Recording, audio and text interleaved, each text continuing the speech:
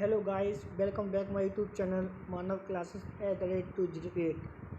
आज आपके लिए एक न्यू चैप्टर लेके आया हूँ नाउन। आज हम चलते हैं एक नई डायरेक्शन की ओर, जो मैं आज आपको एक कॉम्पिटिटिव एग्ज़ाम की ओर लेके जाऊँगा। आज तक जितने भी वीडियो अपलोड किए वो एक बेसिक था कि छोटे बच्चों को या जो बच्चे 12th या इंटर में होते हैं या जो एसएससी लेवल की तैयारी करते हैं उनका क्या कि बेसिक क्लियर नहीं हो पाता है। तो जो मैंने लास्ट वीडियो अपलोड की है तो प्लीज़ आप वहाँ जाओ, बेसिक देखो। बेसिक देखने के बाद अब आप आगे बढ़ो। तो आज आपके लिए लेके आया हूँ नाउन। फर्स्ट ऑफ ऑल आपसे को पूछता कि नाउन होता क्या है। सबको लैंग्वेज याद है, परिभाषा याद है, नेगेटिव परिभाषा अच्छी बात है, याद है, लेकिन अब हमें कुछ एडवांस सीखना है, कुछ अच्छा सा सीखना है और शॉर्ट सीखना है ताकि लंबे समय तक याद रहे। तो आज आपके लेके आया हूँ नाउन। फर्स्ट ऑफ ऑल को पूछता है नाउन क्या होता है, तो आप ध्यान रखना नाउन कुछ भी नहीं है, मतलब इस वर्ल्ड में जो हमें दिखाई दे, याद रखना अच्छे से, जो हमें दिखाई दे या फील करें वो नाउन है। कुछ भी ले लो, हाथ, पैर, दीवार, शर्ट, कुछ भी ले लो, इस वर्ल्ड में जो हमें दिखाई दे या फिर हम उसको फील कर सकें वो क्या होता है, हमारा नाउन। क्लियर है? आप समझ सकते हैं। कुछ भी ले लो आप, जो आपके माइंड में आ रहा हो, सब नाउन है क्योंकि आपको दिखाई दे रहा है, और जो आप फील कर रहे हैं वो भी आपका नाउन है। ओके, जैसे एयर हो गया, कोल्ड हो गया, हॉट हो गया, क्या है, दिखाई तो दे रहा नहीं रहा, आप फील तो कर रहे हो कि हाँ गर्म है, ठंडा है, सेम वही है। अब आगे चलते हैं। नाउन को 5 भागों में बांटा गया है। फर्स्ट होता है proper noun, second common noun, third collective noun, fourth material noun, fifth abstract noun. First of इनको अच्छे से समझना, थोड़ा बेसिक से समझना, अच्छे से समझना कि प्रॉपर नाउन क्या होता है। प्रॉपर नाउन होता है व्यक्तिवाचक संज्ञा। व्यक्तिवाचक संज्ञा मतलब किसी व्यक्ति का नाम। राधा, रीना, सीमा, बंटी, मोहन, राम, सारे क्या हैं, किसी व्यक्ति का नाम है। तो किसी व्यक्ति का नाम आ रहा है तो समझ जाओ कौन सा नाउन होगा, हमारा प्रॉपर नाउन। नेक्स्ट 2 होता है हमारा कॉमन नाउन। कॉमन नाउन में क्या होता है, जातिवाचक संज्ञा। जातिवाचक मतलब जैसे गर्ल, गर्ल एक पूरा कास्ट हो गया अलग से, बॉय एक अलग से कास्ट हो गया, समझ में आ रहा है, वो हो गया हमारा जातिवाचक संज्ञा। थर्ड होता है कलेक्टिव नाउन। कलेक्टिव माने समूहवाचक। स्पेलिंग देखेंगे COLLECTIVE, कलेक्टिव नाउन, समूहवाचक संज्ञा। समूह मतलब ग्रुप होता है, ग्रुप यू कैन से, जैसे army, navy, air force, students, teachers, police, ये क्या है, क्राउड, सारा क्या होता है, कलेक्टिव नाउन होता है, समूहवाचक संज्ञा है, जिसमें बहुत सारे लोग आते हैं। ओके, वो हो गया हमारा कलेक्टिव नाउन। फोर्थ होता है हमारा मटेरियल नाउन, पदार्थवाचक संज्ञा। मटेरियल नाउन जैसे silver, gold, iron, diesel, petrol, ये सारे क्या है, मिल्क होगा, वाटर होगा, सारे क्या हमारे एब्स्ट्रैक्ट नाउन।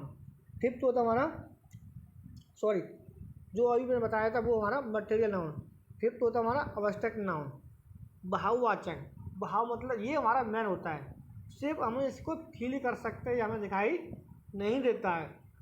ध्यान रखना, नाउन का एक ऐसा पॉइंट होता है एब्स्ट्रैक्ट नाउन जिसे हम लोग देख नहीं सकते, केवल फील कर सकते हैं, जैसे एयर, कोल्ड, हॉट।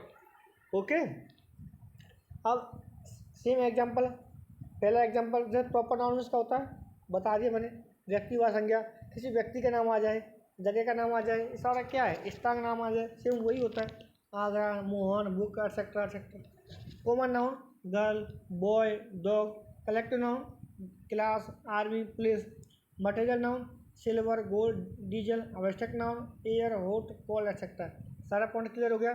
कोई पूछता है कि नाउन क्या होता है और कितने भागों में बांटा गया है, ये बेसिक है, अच्छा पॉइंट है जो नॉर्मली आपको कॉम्पिटिटिव एग्जाम में हेल्प करेगा, क्योंकि जब सिनोनिम्स एंटोनिम्स आते हैं उसमें क्या दिया होता है कि नाउन दिया होता है कि उसको ऑप्शन भी 4 नाउन दिए गए होंगे, तो आपको वहाँ डाउट होता है कि यहाँ कौन सा आएगा, तो इसलिए आप लोग बेसिक थोड़ा याद रखना। ओके, नेक्स्ट हमारा नाउन के अंदर फर्स्ट पॉइंट आपने पढ़ा नाउन क्या होता है, नाउन कितने भागों में बांटा गया है।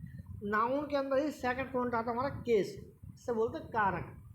बाल वाला केस नहीं है, एक कारक वाला केस है, नाउन केस। तो केस को कितने भागों में बांटा गया है? 4 भागों में।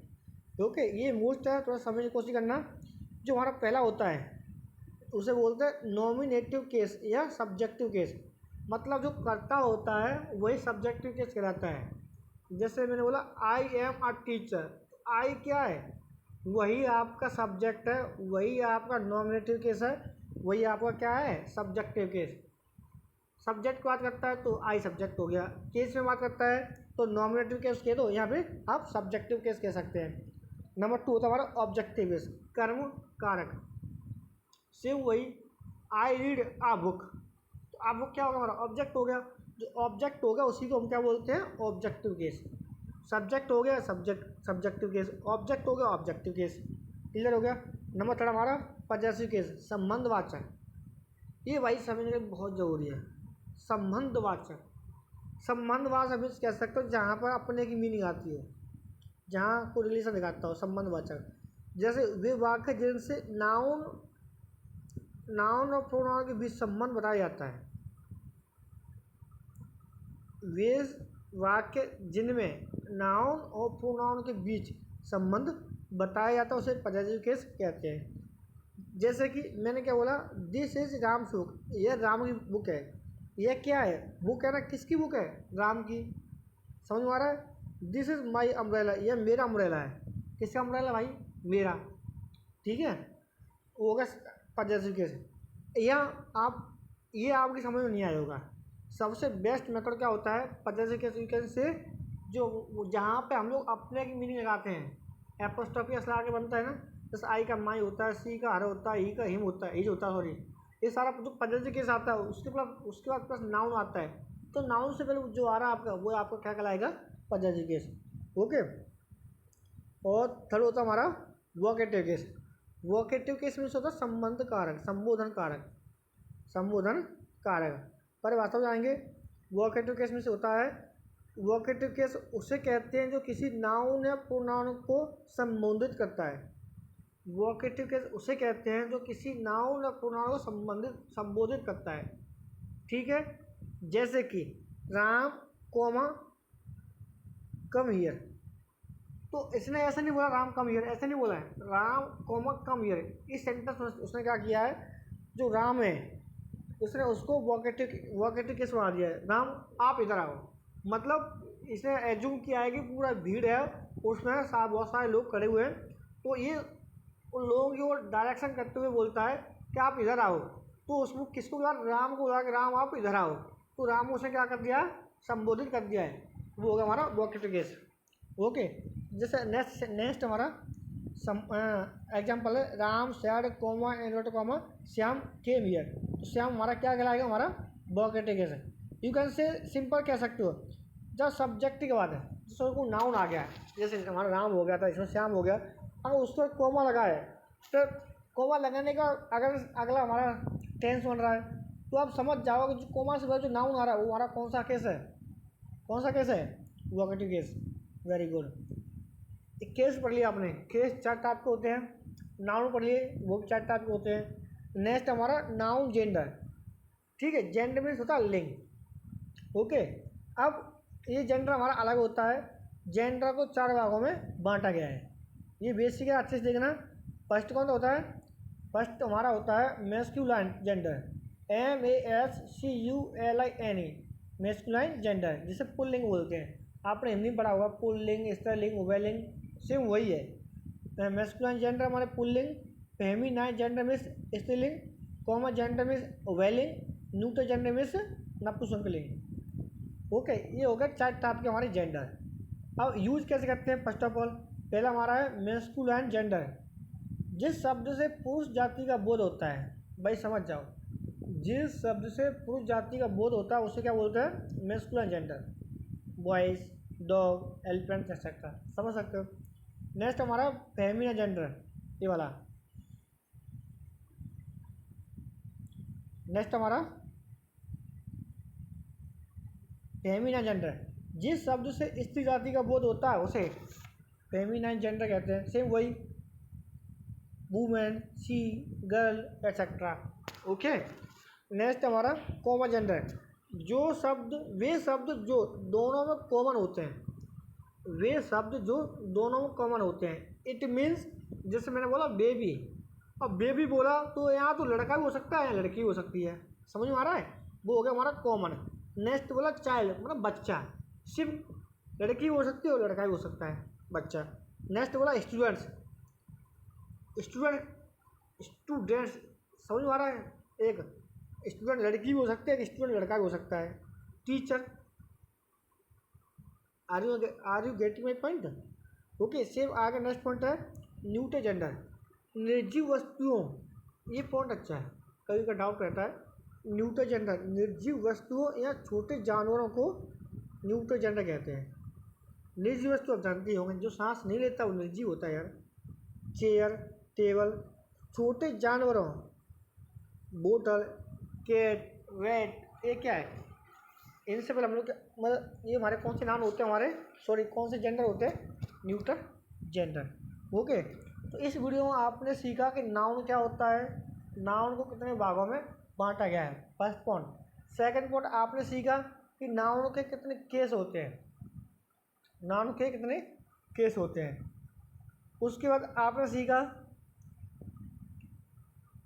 बाद आपने देखा कि नाउन में जेंडर कितने होते हैं। तो मैंने क्लियरली बताया है, जेंडर भी 4 होते हैं, नाउन में केस भी 4 होते हैं, और जो नाउन होते हैं वो 5 टाइप के होते हैं। ये 3 पॉइंट स्टेप पर आए हैं जो आपके लिए वेरी वेरी मोस्ट इम्पोर्टेंट है। जो स्टूडेंट कॉम्पिटिटिव एग्जाम की तैयारी कर रहा है उसके लिए ये वाला पॉइंट बहुत ज़रूरी है, क्योंकि मैं नेक्स्ट वीडियो अपलोड करने वाला हूँ, उसमें आपको पता चलेगा कि नाउन की अहमियत क्या है, नाउन होता क्या है। अगर ये क्लियर होगा तो आप जो ऑब्जेक्टिव टाइप क्वेश्चन आएंगे एग्जाम में या कॉम्पिटिटिव एग्जाम जो भी क्वेश्चन आते हैं वो बहुत ईजी लगेंगे आपको। तो प्लीज़ एक बार जो पॉइंट मैंने बताए उनको एक बार अच्छे से स्टडी करो। अगर वीडियो में कोई भी डाउट हो, समझ में ना आया हो, तो प्लीज़ आप कमेंट में बताएं ताकि मैं आप लोगों का रिप्लाई दे सकूं। यदि आपको वीडियो पसंद आती है तो प्लीज़ वीडियो को लाइक कीजिए, सब्सक्राइब कीजिए, शेयर कीजिए एंड बेल आइकन बटन दबाइए, ताकि जितनी वीडियो मैं बना रहा हूँ, अपलोड कर रहा हूँ, वो वीडियो सबसे पहले आपके पास पहुँच जाए और उस वीडियो को आप लोग देख सको।